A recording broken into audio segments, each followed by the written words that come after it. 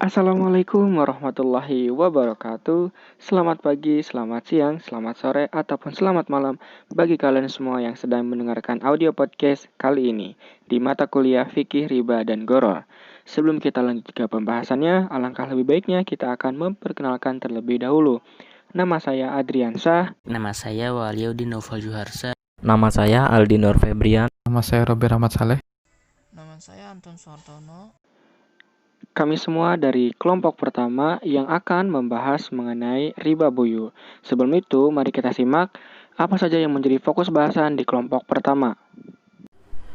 Pada presentasi kali ini, kelompok 1 memiliki beberapa pokok fokus pembahasan yang akan disampaikan. Meski kita sudah tidak asing dengan riba, tidak ada salahnya kita akan mengulas kembali dengan mengenali riba secara umum, serta mengenal apa itu riba buyu, mulai dari macam-macam transaksi yang termasuk riba buyu, serta cakupan dari riba buyu hingga keterkaitan riba buyu dengan riba lainnya. Baik, sekarang kita masuk ke penjelasan tentang apa sih itu riba buyu. Nah, kalau secara bahasa, riba buyu ini terbagi jadi dua kata. Pertama itu kata riba. Riba sendiri bisa diartikan menjadi bertambah atau al-ziyadah. Nah, selain itu, al-riba juga secara bahasa bisa berarti tumbuh. Al-mumu bisa juga meningkat atau menjadi tinggi, atau al-ulu dan juga menjulang, al-rif'ah. Dan juga bisa bertambah. Atau enggak, jadi gini. Dan juga bisa diartikan bertambah atau al-rima. Riba sering juga diterjemahkan dalam bahasa Inggris sebagai usuri, dengan arti tambahan uang atas modal yang diperoleh dengan cara yang dilarang oleh syara, baik dengan jumlah tambahan yang sedikit maupun dengan jumlah tambahan yang banyak. Kata usuri dipakai untuk menunjukkan pembebanan tingkat suku bunga yang tidak masuk akal atau di atas tingkat suku bunga yang legal, yang pada dasarnya memang udah relatif tinggi. Sedangkan kata buyu sendiri memiliki arti jual beli. Kata al-buyu itu merupakan bentuk dari jamak kata al-bai. Dengan kata lain, riba buyu itu mencakup 3 macam riba nantinya. Pertama itu riba fadl, riba nasa atau riba yad, dan riba nasi'ah yang nanti insya Allah bakal dijelaskan oleh rekan saya. Jadi itu, kalau digabungkan ya jadinya riba buyu itu adalah riba yang terjadi saat transaksi jual beli. Tapi jangan salah paham, jual beli sendiri itu kan halal, yang haram itu ribanya. Nah, nanti gimana jual beli kok bisa memunculkan riba, nanti itu akan dijelaskan oleh teman-teman saya. Baik, sekian yang dapat saya sampaikan. Kurang lebihnya mohon maaf. Silahkan dilanjutkan ke materi selanjutnya. Nah, kita masuk ke hukum riba. Riba merupakan perbuatan hukum yang dilarang secara eksplisit dalam Quran dan Sunnah Nabi SAW. Dalam Quran surah Al-Baqarah ayat 275, Allah berfirman yang artinya Allah menghalalkan jual beli dan mengharamkan riba. Muhammad Abu Zahroh menegaskan bahwa jual beli dihalalkan karena di dalamnya terdapat keseimbangan antara untung dan rugi.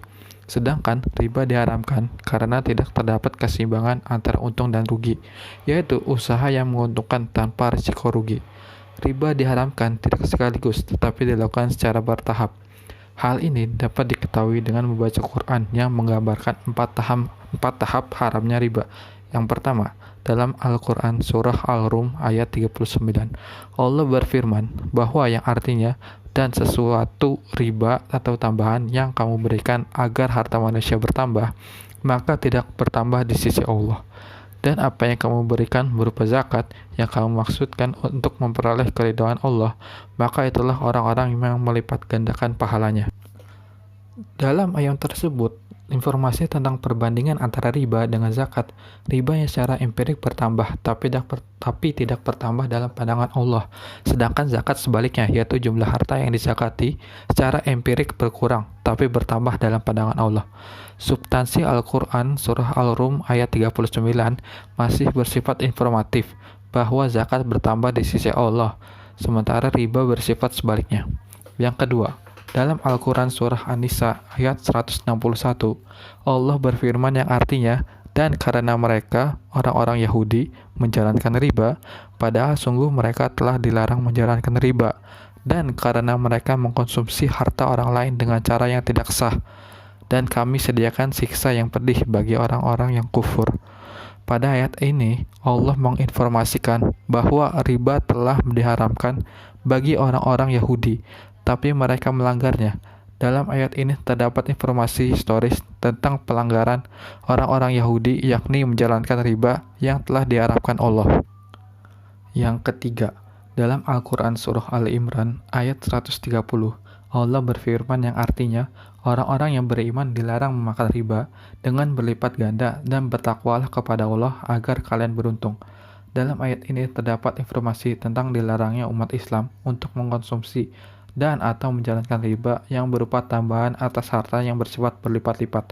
Oleh karena itu, pada tahap ini, riba telah diharamkan bagi umat Islam, tapi terbatas hanya riba tambahan atas harta yang berlipat ganda.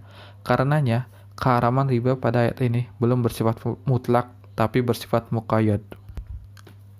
Nah, yang keempat, dalam Al-Quran Surah Al-Baqarah ayat 275-276, Allah berfirman yang artinya, orang-orang yang memakan riba tidak dapat berdiri kecuali seperti berdirinya orang yang kerasukan setan karena gila. Yang demikian itu karena mereka berkata bahwa jual beli sama dengan riba, padahal Allah menghalalkan jual beli dan mengharamkan riba. Barang siapa yang mendapat peringatan dari Tuhannya, lalu dia berhenti, maka apa yang telah diperolehnya dahulu menjadi miliknya, dan urusannya terserah Allah. Barang siapa yang mengulanginya, maka mereka menjadi penghuni neraka dan kekal di dalamnya. Dan Allah memusnahkan riba dan menyuburkan sedekah.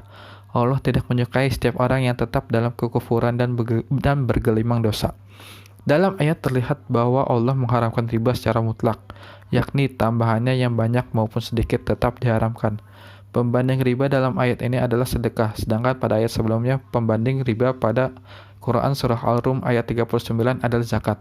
Zakat dan sedekah adalah ibadah maliyah dan perbedaannya hanya dari segi hukumnya. Hukum zakat adalah wajib, sedangkan hukum sedekah adalah sunnah. Dalam konteks penggunaan harta, harta yang dizakati akan bertambah berkah, sedangkan harta yang ditasharufkan dengan cara riba akan merugikan pelaku dan pemiliknya. Di antara hadis Rasulullah SAW terkait larangan riba adalah dari Ubadah dijelaskan bahwa Rasulullah SAW bersabda, umat Islam boleh melakukan pertukaran benda baca jual beli benda-benda ribawi, yaitu pertukaran emas dengan emas, pertukaran perak dengan perak, pertukaran gandum dengan gandum, pertukaran jawawut dengan jawawut, pertukaran kurma dengan kurma, dan pertukaran garam dengan garam, apabila dilakukan dengan ukuran atau takaran timbangan yang sama dan dilakukan pembayarannya secara tunai. Apabila pertukaran dilakukan terhadap benda yang tidak sejenis, misal pertukaran emas dengan gandum, lakukanlah jual beli sesuai kesepakatan apabila dilakukan pembayarannya secara tunai. Terus sekian dari saya, selanjutnya untuk pembahasan selanjutnya. Selanjutnya ada keterkaitan riba buyu dengan lainnya. Pengertian dari riba buyu merupakan riba yang terjadi dalam jual beli. Namun dalam jual beli terdapat beberapa transaksi yang mengakibatkan muncul jenis riba lain yang masih dalam cakupan jual beli. Di antaranya itu ada yang pertama riba fadl, yang kedua dari riba nasa, yang ketiga dari riba nasiyah. Nah, riba fadl ini terjadi ketika kita meminjamkan barang ribawi atau mungkin uang, gandum atau barang-barang lainnya yang ketika dibalikan kita meminta imbalan dari pinjaman tersebut, maka itu termasuk dalam riba fadl. Nah, sedangkan riba nasiyah adalah ketika kita meminjamkan uang kepada seseorang, lalu sudah jatuh tempo pada perjanjiannya, kemudian si peminjam tidak bisa membayarkan karena belum ada. Nah, kemudian si pemberi pinjaman menawarkan jika ingin diberi waktu lagi, maka dia akan dikenakan tambahan biaya. Nah, tambahan biaya itu menjadi sebuah riba yang disebut sebagai riba nasiyah. Sekian dari saya. Nah, itulah dia tadi penjelasan dari kelompok pertama yang membahas mengenai riba, kemudian hukumnya, kemudian keterkaitan dengan riba.